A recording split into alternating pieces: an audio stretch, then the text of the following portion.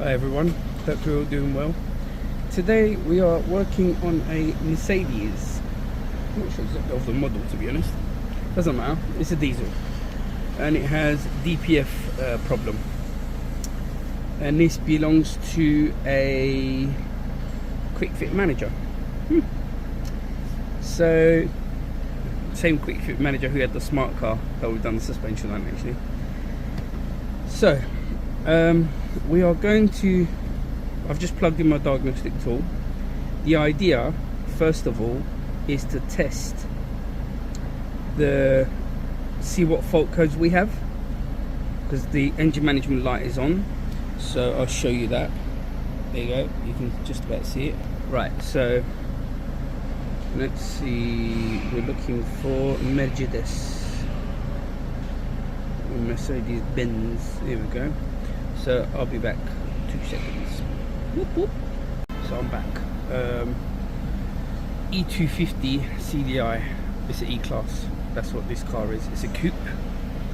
So we'll show you the fault codes. There are quite a lot of fault codes, so we're going to go through them all and see what's going on. Right, let's flip you around. Turn off the light, because we don't need that. Right, so it's right, here we go. So the input for differential pressure sensor 1 in the diesel or gasoline particular filter has a malfunction.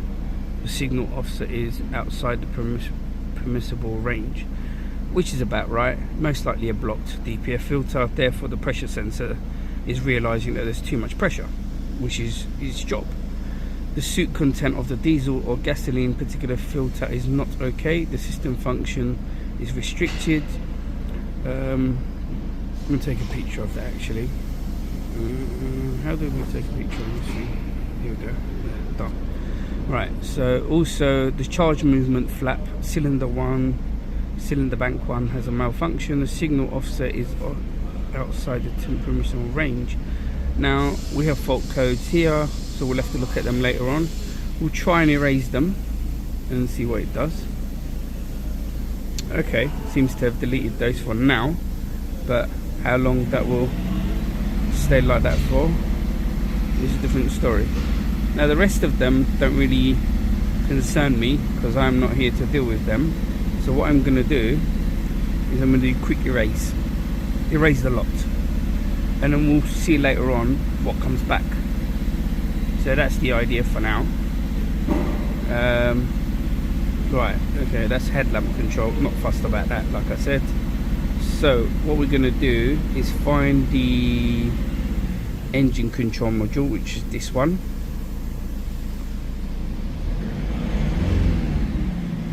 We're going to go for live data. Right, we're going to go for check exhaust recirculation, diesel particular filter, that's it, particular filter even. Actual values of diesel for the filter, yes, let's go for that. And then now we're looking at AMS, main, odometer reading, ratio, no, we don't want any of those, thank you. Soot content, yes, soot content, ash content, filter differential, need that. Good thing is both of the sensors are working. Exhaust gas recirculation actuator, that's also working, that's great. Fuel level of diesel particular filter, ratio of generation, blah blah blah. Right, okay, so now we bring them to the top and we'll put it in a, can't do a graph, doesn't matter. Okay, so these are the main things that concern us. We're looking at pressure here, the pressure sensor, which is almost 0 actually, so it's clearing. Let me just take a picture of that actually. Yep, we've got that. So now we are going to do a regeneration using the diagnostic tool, right? So let me get onto the actual setting. History of regeneration. Let's look at that as well. Not working. There we go. So come on, young mate. Loading. Okay. Here we go. Engine speed 830 rpm. Range, ignition circuit. Last 16 regenerations of the diesel particulate filter are saved in the ring buffer. These may not be replaced due to the actual values. Right, okay, that's fine. Continue. Right, well, we've come back to where we were. Okay, doesn't matter. Right, let's pause you for a sec. Right, so we've just found the special feature where it says regeneration of the diesel particulate filter while driving. Now that's while driving, so I'm not sure if we can do another way, but we'll try that one. Might have to go out for an actual drive in a minute, but we'll see. Do you want to perform due to oil loss, example in the turbocharger, or is there oil in the exhaust system? Important note, any oil present in it. Oh, I've just seen thunderstorms coming. Literally just saw a massive flash. Great. Oil present, any oil present in the exhaust system burns due to the increased temperature during regeneration of the diesel particulate filter. This can cause heavy smoke. If the oil loss is known, regeneration of the diesel particulate filter must not be started manually. If the oil loss. Right, hold on 2 seconds, I'll be back. Right, so we're carrying on. DPF after something. Right, we're looking for Mercedes. Here we go. Sometimes the downside to doing diagnostics is just machine can be slow. It all depends on the vehicle's own computer, really. So we just keep going. Automatic selection. We don't want you seeing any of the VINs and whatnot. That's important stuff. Okay. Go. So we are just about to do this diesel particulate filter regeneration. Start the tech in progress. So I'll spin you around so you can see. I know it can be some boring sometimes, but it's just part of being part of doing diagnostics. Continue. Okay, so let's go back into that.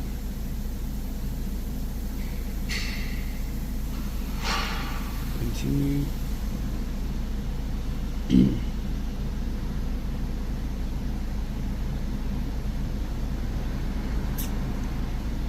We're nearly there.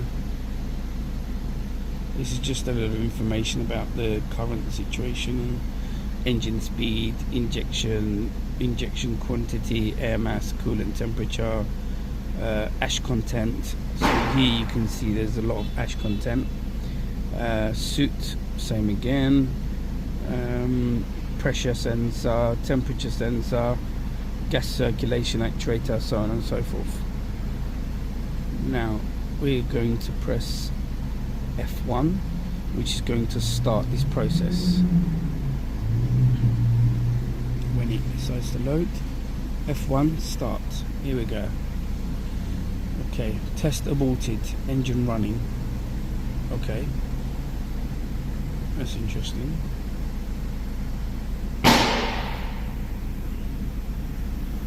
Let's go for this option instead. That does say whilst driving, but do you want to perform due to oil loss? System, increased temperature. Let's go with yes. Right, so we are now at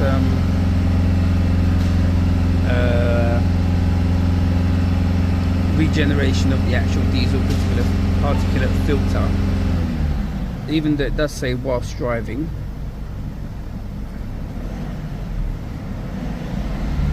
So I'll spin you around so you can see what's on the diagnostic tool.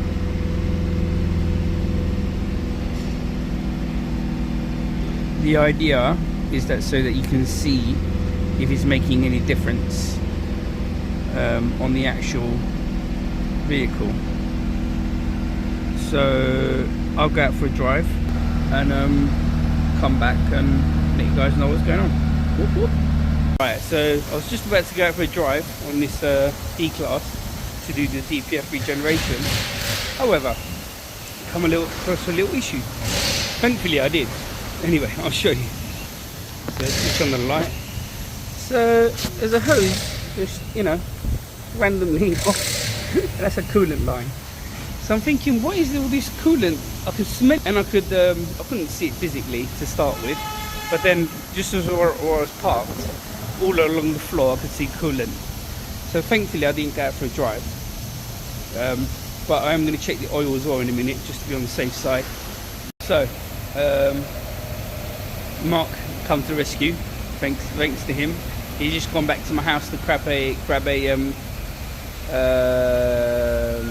Jubilee clip for us, so we can put it on this hose, because that clamp is just ridiculous. It's not doing anything at all. So it's a pointless exercise having that clamp. Looking at it, I mean, maybe even this one might pop out as well. I don't know. Anyway, Mark comes back. We can fit this clamp in situ maybe. Don't know how we're going to fit it in place really. Not much of a room there, but we'll see. And hopefully we can. I've just looked at the oil. It is pitch black, like proper black, which means it's contaminated. I can smell it, and it smells of diesel, so which means it's contaminated with diesel as well. And I'm not surprised with the amount of soot build up. It's just normal for that to happen. So he's only replaced the oil back in September, he said, but he didn't put any treatment in it to get rid of, to sort of, what's the word I'm thinking of? To clear out the insides of the engine, basically, to get rid of as much as possible of the old oil. So by putting treatment in it, it just gets rid of it. Well, as much as possible. It's not going to get rid of all of it. But this is the reason on diesel vehicles you need to do very regular oil changes. Don't go by the manufacturer's recommendations. It's absolute crap. All you have to do is, for your own peace of mind, I would say 5 to 6,000 miles, change your oil and filter. Just those two. And you always use the treatments where you can cleanse the actual inside of the engine, and run the car up to temperature minimum of about 20 minutes, and then after that what you got to do is drain the oil while it's hot. So as soon as you switch it off, drain the oil, and that way you get the best chance of getting rid of as much crap as possible out of the engine internals, and getting rid of the old engine oil and whatever's contaminated in it. So that's what I would recommend. And yeah, as soon as we fix this stupid coolant line, we can go out for a proper drive, push it to, what we got to do is manually we have to rev it up through the rev range. So just put it into manual mode. Even though this is an automatic car, you can, it's a Tiptronic gearbox, so you can switch it to manual mode and just keep it in gear, so that you can rev it up to 4,500 revs in every gear, and just keep forcing it. That's what you have to do to get rid of all that soot. And you have to warm up the you have to warm up the vehicle to a certain temperature, to its operating temperature basically, for it to do its job properly. So yeah, fun and games. Whoop, whoop. So now we've fixed the coolant leak. We're going to top it up with coolant. I'll show you. There's the new clamp in there, nice and solid.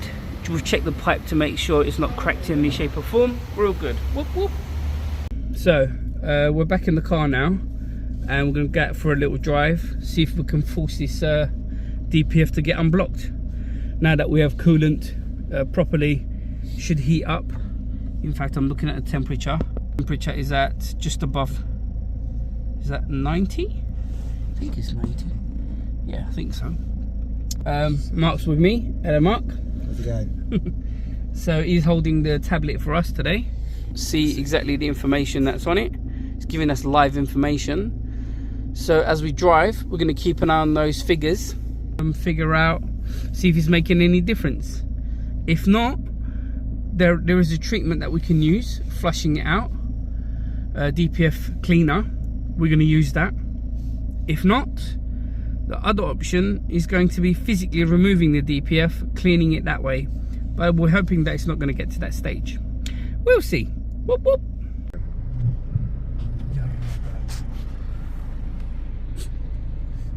Was that actually on film? You're going to have to edit like the first 10 seconds out. of that out. What, 8 seconds should I say? Typical cab driver, isn't No, it? but he pulled out. No, he did. He didn't. Yeah, no surprise there. This is why I don't like driving in the city anymore. I bloody hate it. Or driving at all. Thank you, lady, for waiting. Not everyone does.